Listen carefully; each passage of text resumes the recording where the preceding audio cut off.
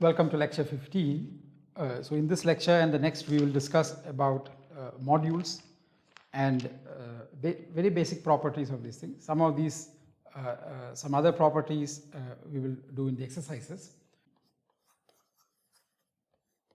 Let R be a ring. So we have just come out of the computational part, the initial discussion of computational parts. So now from here onwards R is some arbitrary ring, commutative. By an R module,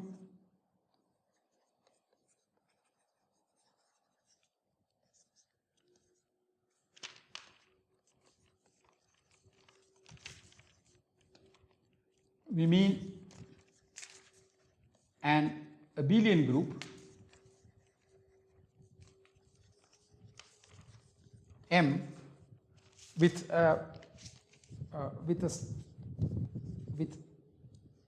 an action of R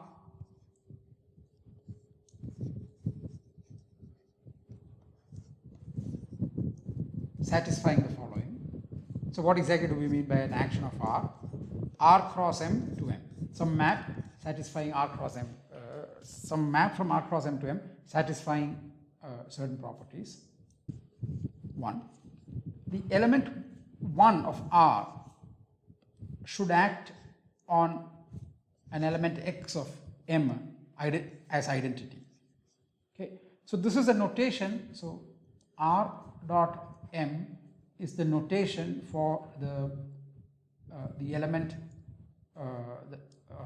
what we mean by R, this action. Okay. So what is R acting on? So this is just a notation. One can think of it as scalar multiplication. And second, okay, it should respect the addition in R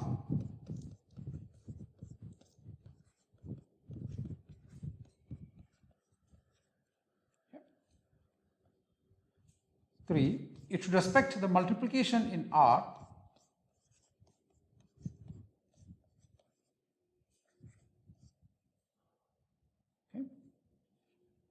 this is and 3 and 4, yeah, oops, something similar to maybe I should call this 4, this is 3, just so that next time writing is similar to 2 and not 4, which is R times x1 plus x2 is rx1 rx2 plus rx2, okay, and this is for all x x1 x2 in M and for all r1 r2 r in R. Okay. So if you think about it precisely, the definition, how we would formally syntactically the same as the definition of a vector space over a field. Okay. So that's the most basic example. Okay. If K is a field, okay, then the word K module is synonymous with K vector space. I mean, a set is a K vector space precisely when it is a K module. 2. If for Z, what are modules over Z? The word Z module is synonymous with abelian group. Sorry, let me just go back to the definition. So M is an abelian group, and giving it an action of Z respecting these properties does not give it any extra structure. So Z module is precisely an abelian group.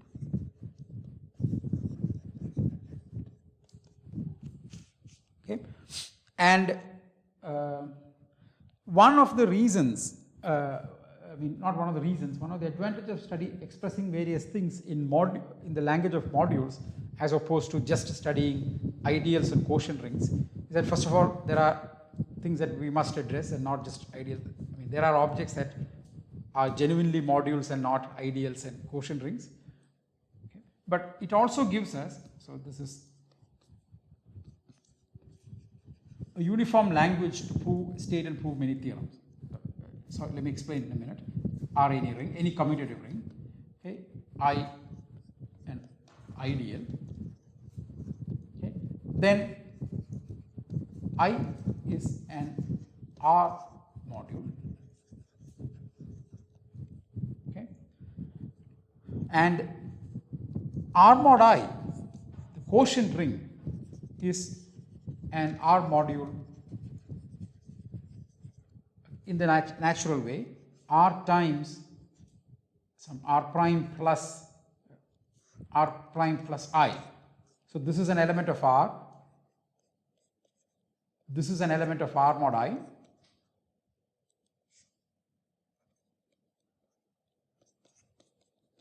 This we define to be, here's the definition, R prime plus I.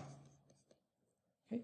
So one advantage of discussing many things in modules is that, of course, one has to worry about them in general. Even otherwise, even if we just wanted to study, prove theorems about ideals and quotient rings, the language of modules gives us a uniform way of answering or stating or proving or going about proving them in a uniform way.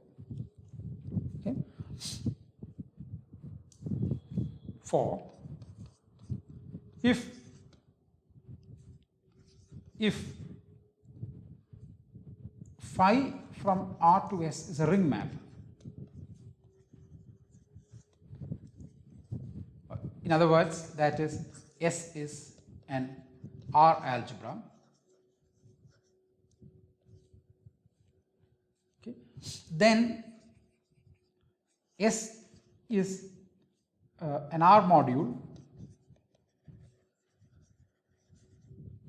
in the natural way, in the following natural way. So we will say through phi, the map in the natural way. So we have to say what R times S is. So this R is inside R, this is inside S. We define this to be phi R. So now this is actually an element inside S times S. Okay. So here we are defining what this dot means, and here this is the product. So here we are defining this dot. Okay. Here this is the product inside.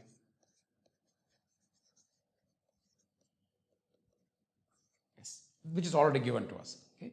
So if you have a ring map, in other words, if you have an algebra, then that automatically gives a module structure.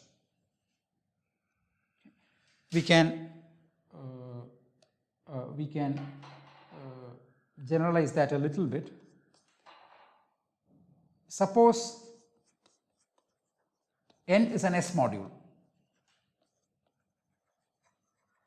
Okay, so phi S as earlier.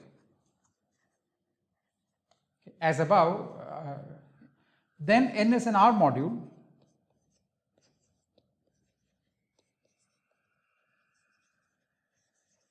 Okay, through phi.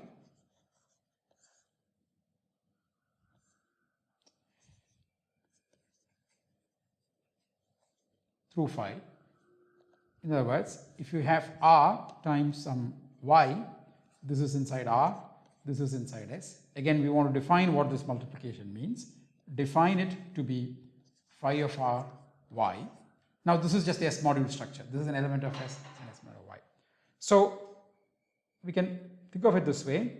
We have some ring R here and a ring S here and some module over that. We can look at this abelian group as an R module through this arrow. Okay, so this is another way, another observation about modules. Okay.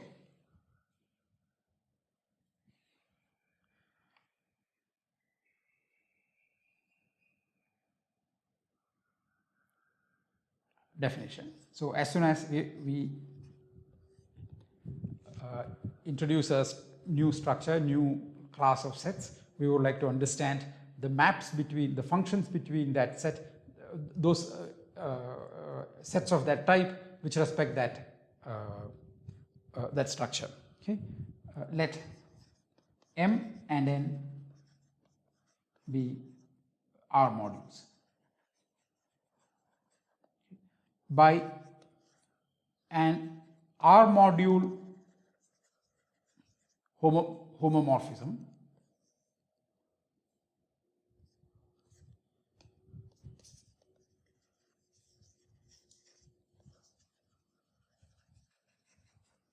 or a homomorphism of R modules, or so one, okay, or just quite simple, or just plainly R linear map.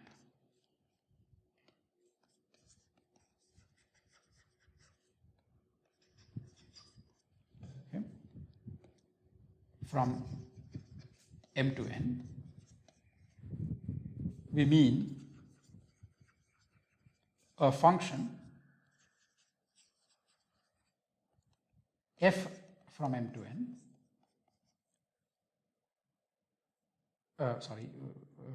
such that, okay, but M and N are not just sets, they are such that they have an extra structure. So first of all, they have an underlying structure of abelian groups such that F is a group homomorphism.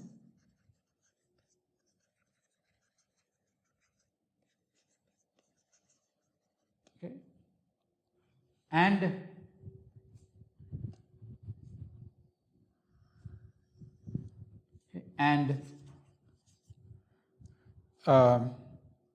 f of R times x is R times f of x. So this times is in M, this times is in N, but it's all well defined for all R in R and for all x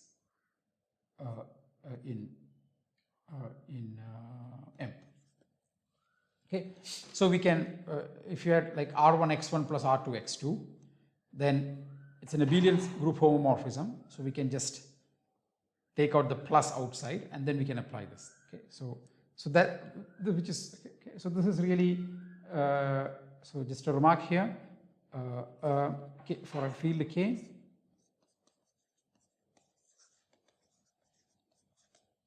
and K modules M and N, K module map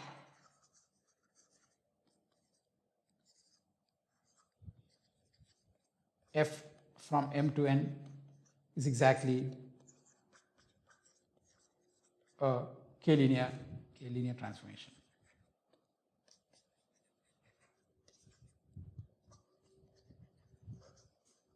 Okay. So really we are not doing anything, I mean, at least definition wise, we have not done anything new except just restating definitions in linear algebra. Okay. So that's the and the first, another observation that we would like to make is that the set of homomorphisms, let M and N be R modules. Okay. The set of homomorphisms, set of R linear homomorphisms, R module homomorphisms,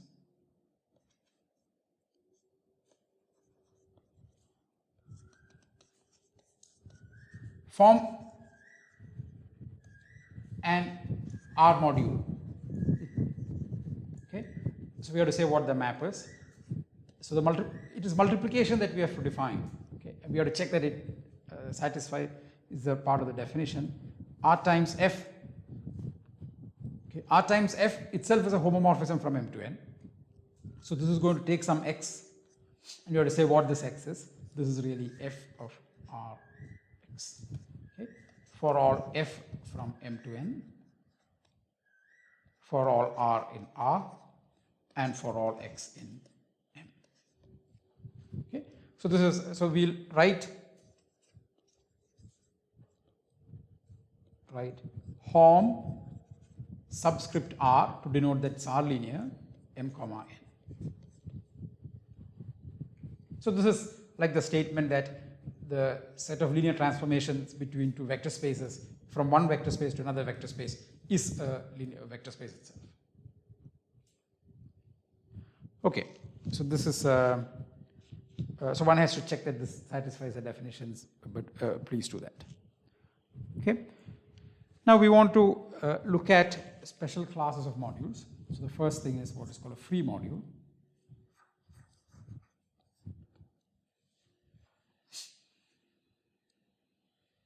Before that we go into a direct sum, since we talked about home, I forgot one more definition. R linear map f from M to N. So I am just continuing the notation. M and N are R modules, is an R linear isomorphism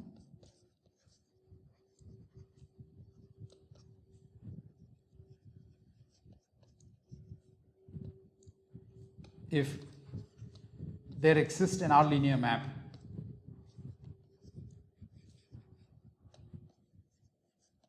G from N to M such that Fg, so Fg is a map from N to itself, so this composite is identity, and Gf is a map from M to itself.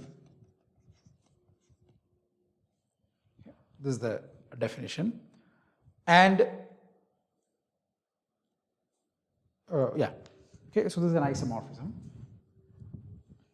Yeah.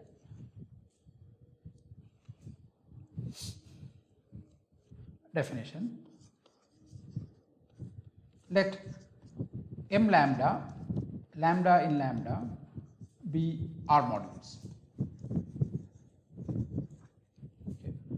By the direct sum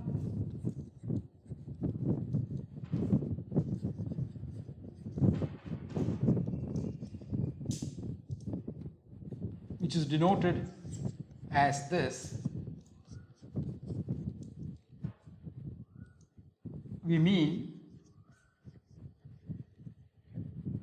so this is what would sometimes we call the external direct sum.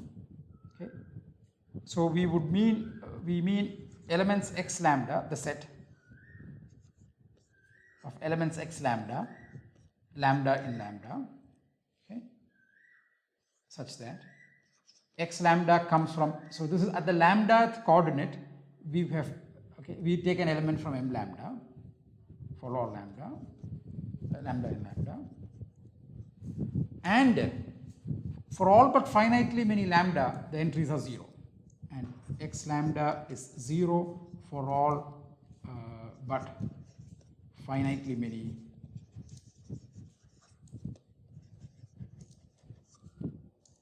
lambda. Sorry, let me just okay.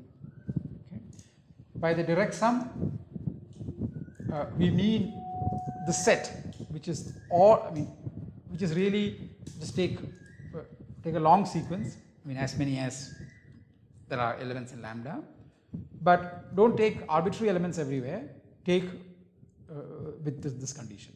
Okay, so at the lambda coordinate, you take an element from M lambda subject to this condition. So, for example, if you take a polynomial ring in some finitely many variables, is a direct sum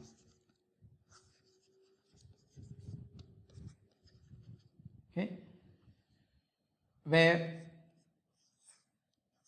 the indexing set lambda is Nn, okay, and M lambda is just R itself, okay, for all lambda. So this is one example. Okay, so you could have an infinitely many factors in the direct sum, but every polynomial will have only finitely many terms. So this is what. Okay, definition. An R module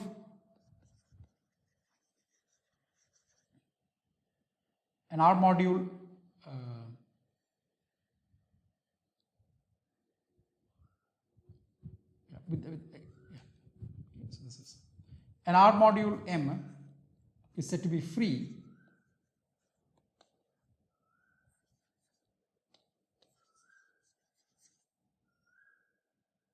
if it is isomorphic to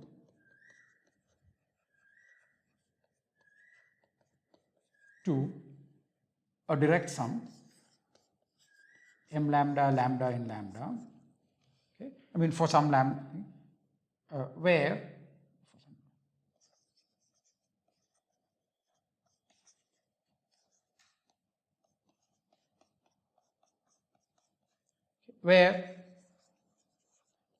m lambda is isomorphic to R for all lambda in lambda. Okay. So it's just a direct sum of some number of copies, not necessarily finite, of the ring itself. So for example, K field, every vector space over K is free, is a free K module.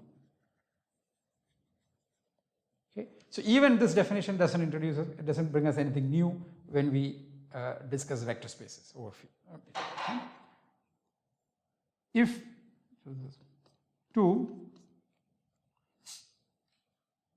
if R has a non-zero proper ideal I, for example, if R is not a field, it will have a maximal ideal different from 0. So the second statement applies to everything that's not a field. I mean, it has a meaningful content in everything other than a field. Okay, then R mod I is not a free module.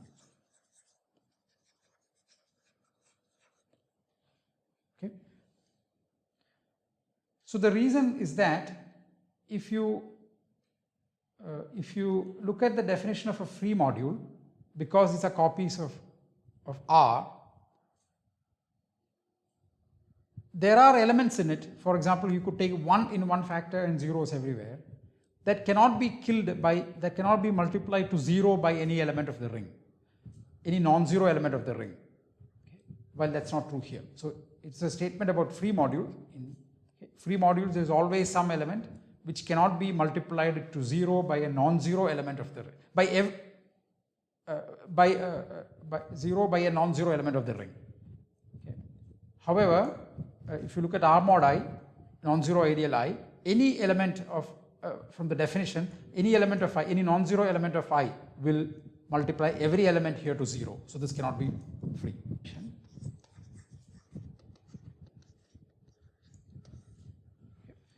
Say that M is finitely generated.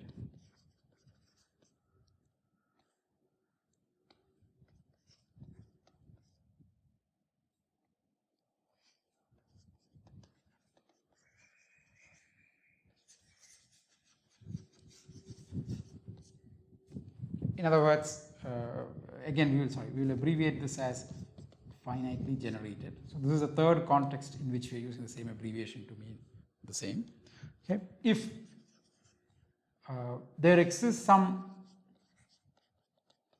finite subset of M such that for every Y in M, there exists R1 through Rn in R such that Y is summation Ri xi. Okay, so such a thing is called a generating set, and we are saying that there is a finite generating set. So then we say M is finitely generated. Okay, so for example, R Noetherian, I an R ideal, then I is a finitely generated R module. Okay. And just maybe 1, 2, K field, V a K vector space, V is finitely generated K module if and only if V has finite dimension. Okay.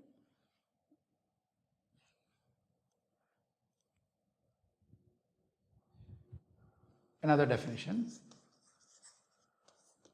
say that M is finitely presented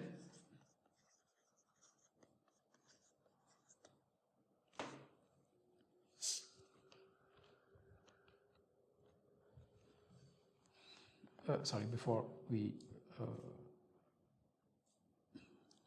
before this definition, just a remark. So let G inside M be a generating set.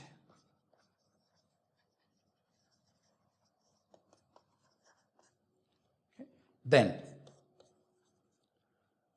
there exists a surjective R linear map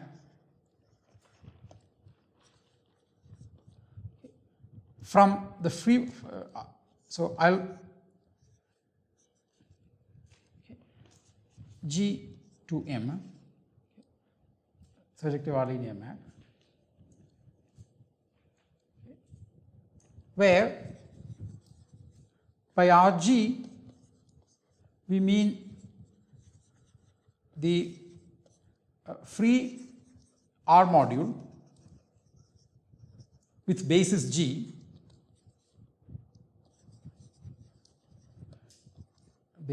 So I didn't define basis now, it will be in the exercises. So immediately after this lecture, we should also work out that part about the basis. Okay, so G. So in other words, it's a direct sum of R with some basis element that is indexed by G, okay, to M. Sorry, I have not done the map. Surjective linear map phi from R to M such that with basis G such that phi of EG is G. Okay. Okay, so the map is EG here goes to G. G is an element inside M. Okay, EG is just a dummy element indexed by this by the generating set. Okay, so once you identify a generating set, then there is a map from a free module of that rank to of that many copies of R to M, and this is what. Okay, so this is therefore M is finitely generated if and only if there exists a surjective map F to M with F a free module of finite rank.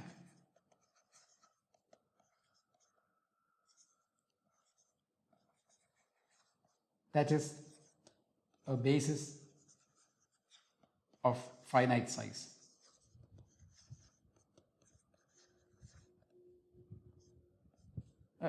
Rank is the cardinality of the basis, and if you have a base of cardinality of if you have a basis of finite size, then it's called a free module of finite rank or a finitely generated free module, and M is finitely generated precisely when there is such a map. Okay. Definition: M is said to be finitely presented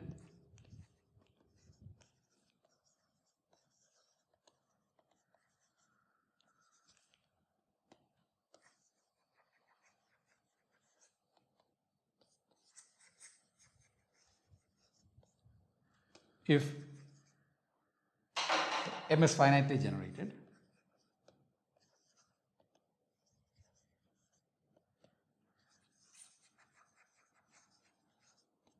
and for a surjective map F to M, where this is with F free of finite rank,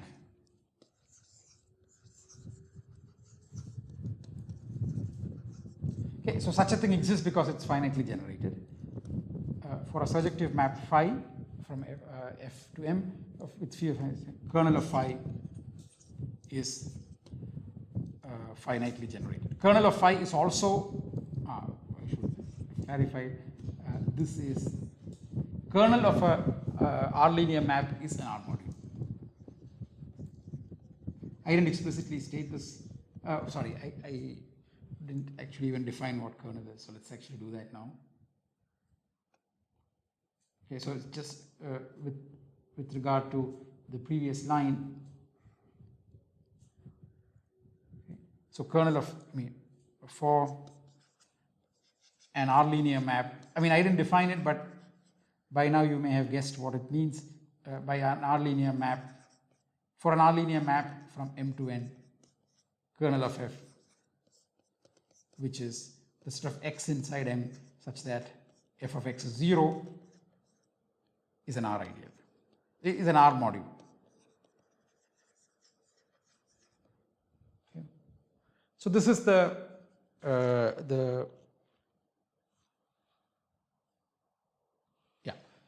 okay. So the observation that we would like to make, and we'll quickly see an example of that, is the following. If R is finitely presented,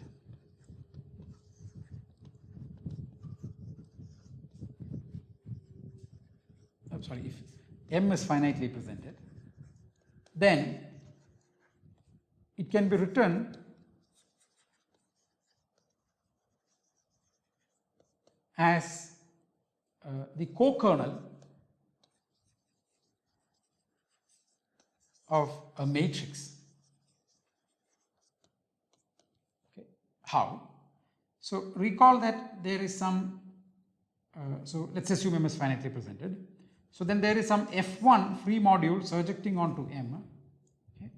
F1 is free finite rank. Finite rank just means like vector spaces, finite dimension. Dimension is not a word used in this context, it means something else. Okay. So this is phi.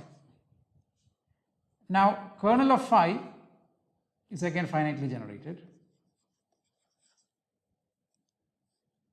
That's finitely presented, okay, finitely generated. Okay. Therefore we can take some F2 which maps like this. Okay. Now let's look at these maps. So this is a kernel sits inside here. So this is an inclusion. F2 is finite rank.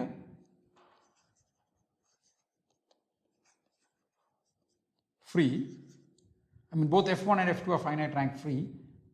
This kernel, okay, so this one surjects onto this kernel. Kernel sits inside F1 and the composite here. Okay, so we can take the composite. So let's call this map psi, and let's call this map I, and let's call this map phi1. Okay. So psi is surjective, I is injective, and we can take the composite. So we get a map like that. So we get a map psi1 from F2 to F1. This is R linear. So this you should check that this is R linear. Okay. And so these are free modules of finite rank. Okay. So F1 has basis, let's say E1, 1 up to some E1, R1. This is the rank of F1. F2 has basis E2, 1 up to E2, R2. Okay, R2 is the rank of F2. And now we can write this, express it the same way we do for vector spaces, express phi1 by the matrix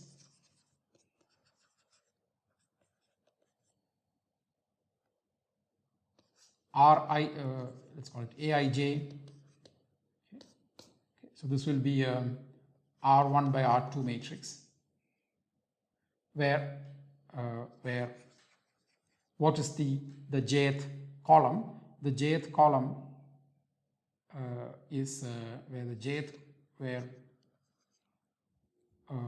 we have so this is the definition of the Aij's. The jth, so jth column is phi of E2j. Okay, this is some Aij E1I. Okay, so this describes the jth column So this is so one of the reasons. So for most of the rings that we will work with, most of the modules will be finitely presented. One of the advantages is that it can be expressed in some finite data. So what is co-kernel? So we'll continue this discussion in the next lecture, but let me just finish this. What is co-kernel? Okay. Co-kernel means, so if f